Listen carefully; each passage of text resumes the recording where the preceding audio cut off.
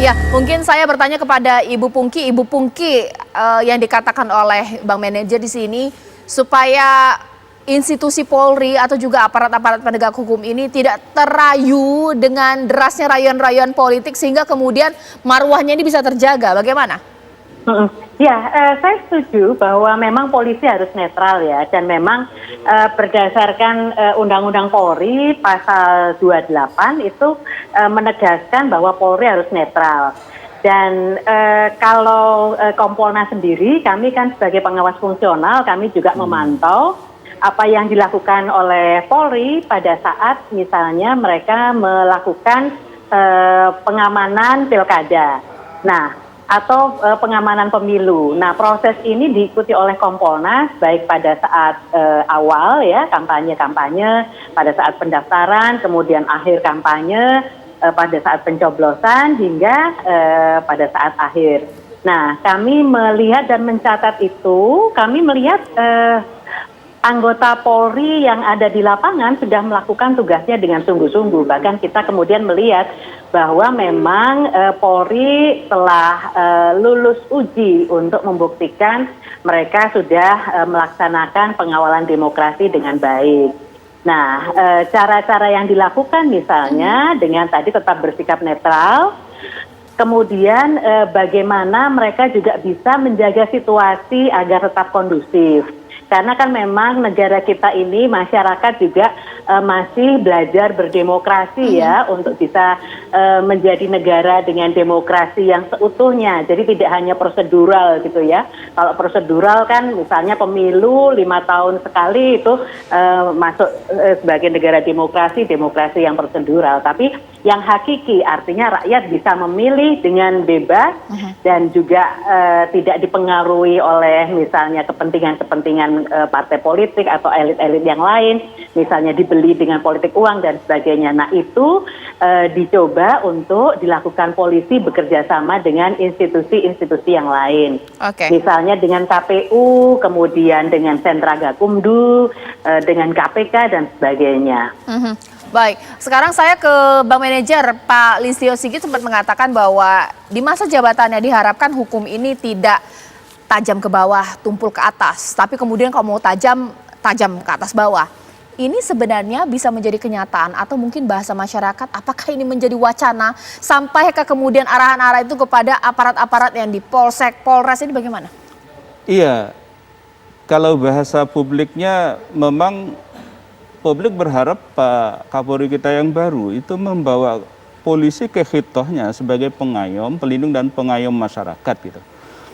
Artinya dengan penegakan hukum yang kemudian imparsial, gampangnya begini, masyarakat kita itu sebetulnya kalau dalam pandangan LPSK ya, kenapa sih masyarakat kita itu misalnya ya, dia melihat kejahatan, tapi kemudian dia tidak mau lapor.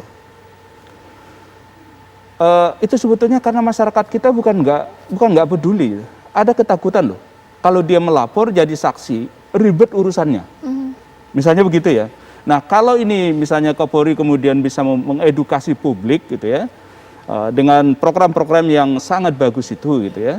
Kita berharap justru peran publik, kalau peran publik ini muncul, maka kemudian kita berharap ada menghadirkan keyakinan publik bahwa polisi kita itu profesional gitu loh. Penegakan hukum kita itu berkeadilan. Penegakan hukum kita itu imparsial.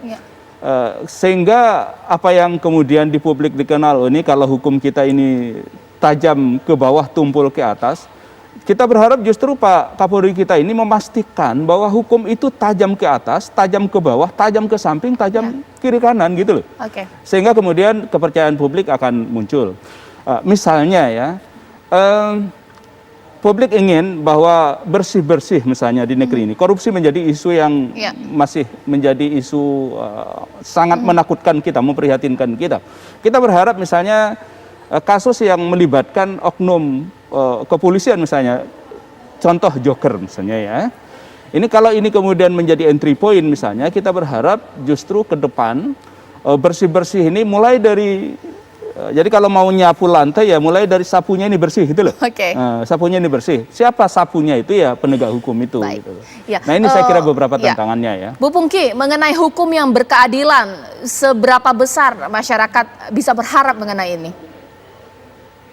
Betul, jadi memang Polri harus bisa membuktikan bagaimana mereka melakukan pelayanan yang lebih baik kepada masyarakat. Khususnya di dalam penegakan hukum. Artinya kasus-kasus tersebut bisa dilakukan, diproses secara profesional, kemudian segera tuntas permasalahannya, itu penting. Nah, kemudian di sisi lain juga Pak Listio ini sangat menarik ketika beliau mengemukakan tidak perlu misalnya penegakan hukum itu yang tajam ke bawah tetapi tumpul ke atas seperti korbannya Nenek Nina. Oleh karena itu beliau mengusulkan untuk dalam program beliau itu meningkatkan adanya restoratif justice untuk dikedepankan. Nah ini bagus sekali karena kami melihat kadang-kadang kasus penegakan hukum ini bukan melulu hanya bisa diselesaikan melalui jalur pengadilan, bisa juga diselesaikan melalui reformasi justice. Nah, oleh karena itu ini yang memang mesti harus digalakkan gitu ya di semua tingkatan. Nah, kemudian kalau kita melihat sebetulnya tugas polisi ini tidak melulu penegakan hukum gitu. Kalau kita melihat berdasarkan Undang-Undang Dasar, maka tugasnya Harkamtibmas untuk melayani, mengayomi, melindungi masyarakat. Itu yang paling penting. Baik, terima kasih Bu Pungki, terima kasih Bang Manajer. Anggaplah ini menjadi catatan untuk Sakapolri baru. Kita harapkan tugas-tugas yang ada di depan diselesaikan sehingga kemudian di akhir seksual menunjang juga, Mbak. Betul, ini menjadi penting ya. Baik, terima kasih Bang Manajer. Baik. Ini menjadi akhir Apa Kabar Indonesia Malam untuk hari ini. Saya Cece Anissa. Terima kasih, selamat malam. Sampai jumpa. Terima kasih.